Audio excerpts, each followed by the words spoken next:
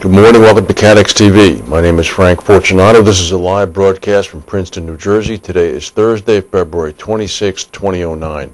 It's 11:30 a.m. Eastern Standard Time in the U.S. It's 4:30 p.m. in London. It's 9:30 a.m. in Mexico City.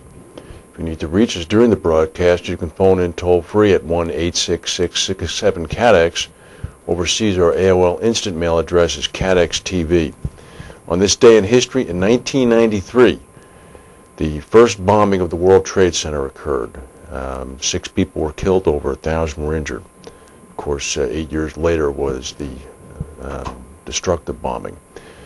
The Obama administration has sent its preliminary budget blueprint up to Capitol Hill.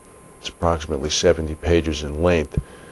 It has some very interesting economic items in it, including a earmarking of some $650 billion for health care costs, the prospect of a $1.75 trillion budget deficit in 2010, but ultimately a budget deficit of about $550 billion by the end of 2013. We'll be talking more about the administration's budget over the next couple of weeks as it begins to get fleshed out. But now we'll go to our main reinsurance and insurance news. The Financial Times in London is reporting that American International Group's future is hanging in the balance. This amid reports that the insurance giant is in advanced discussions with the American government that would see it broken up into state-controlled divisions, this to keep it from bankruptcy. According to the FT, the restructure under discussion would see the world's one-time largest insurer carved up into at least 3 separate parts: its Asian operations, international life insurance business, and U.S. personal lines division. A 4th unit could be formed to take on the company's other businesses and toxic assets, although it's unclear where AIG's P&C operations would fall. It's possible that they would be put up for a separate sale. The U.S. government would exchange its current 80% holding in AIG for stakes in the new units, and in return the government would relax the stringent terms or possibly even reduce the $60 billion 5-year loan that's at the heart of the recent $150 billion bailout.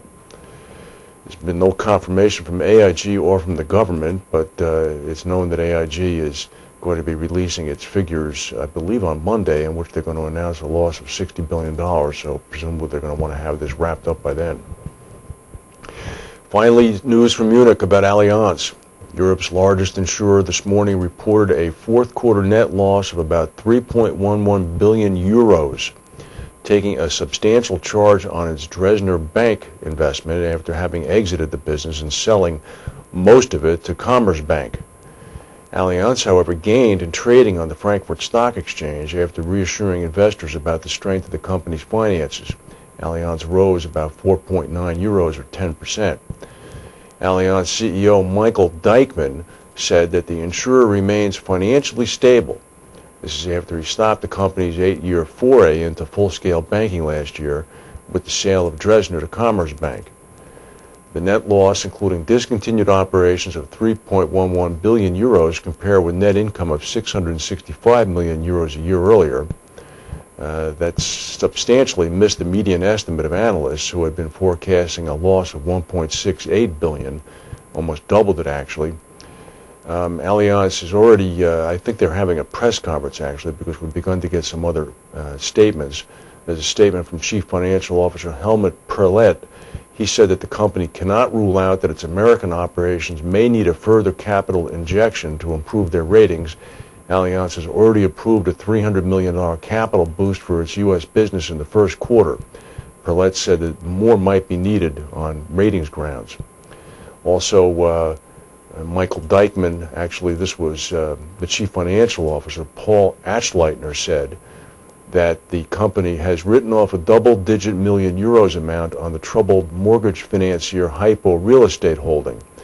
Allianz did not have shares in Hypo, but it had a $230 million unsecured debt instrument investment in which it took impairments to reflect the lower market value. And then finally, at the same press conference, Dykman just a few minutes ago said that the stake that Allianz retains in Commerzbank, which is the entity to which it sold Dresdner, it's approximately 14%, is not hedged. against any losses. So Allianz carries the 163 million Commerzbank shares, which is equal to about 13.8% of the value of the company, at €4.56 a share on its books. And that has not been hedged against any loss, so that could in fact take a hit. However, the German government owns 25% of Commerzbank, so it's presumably somewhat insulated. We're getting some information now from the muddy field by Schiphol Airport. The Dutch are taking detailed photos of the wreckage of the Turkish Airlines 737-800. They have found the black boxes. The black boxes have now been sent to Paris, where they're being analyzed. 9 people, of course, were killed. 86 were injured.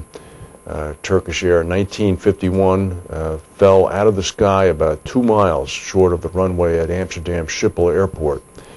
And the wreckage did not burn, and a number of people actually managed to walk away from the crash with only minor injuries. The pilot is being hailed as a bit of a hero because at the cost of his own life, he ensured that human casualties were low. This is from the Turkish transport minister who was on the scene.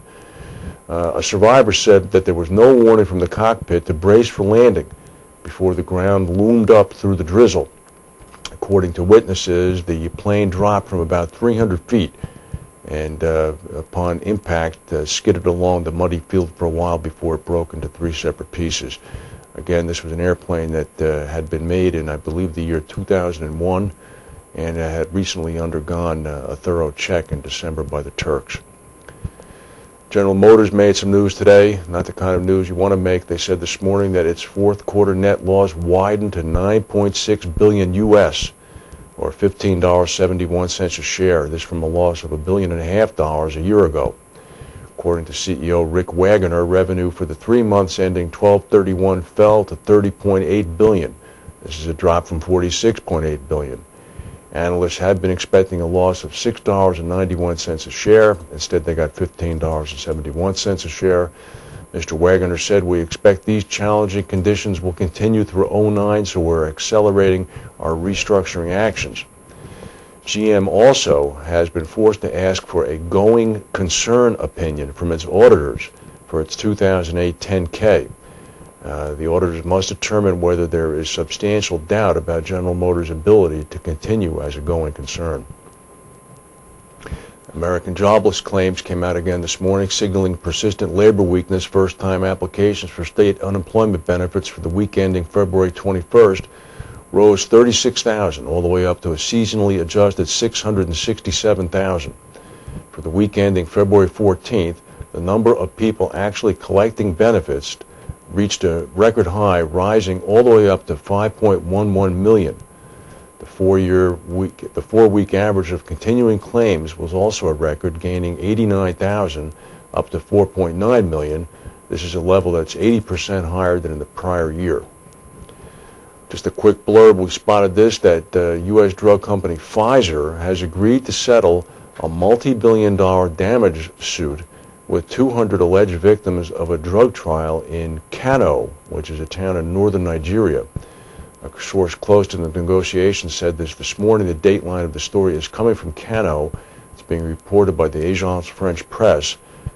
We don't have any information on that. We don't know what the effect on Pfizer's stock is of that, although the stock market in New York as a whole is up about 74 points.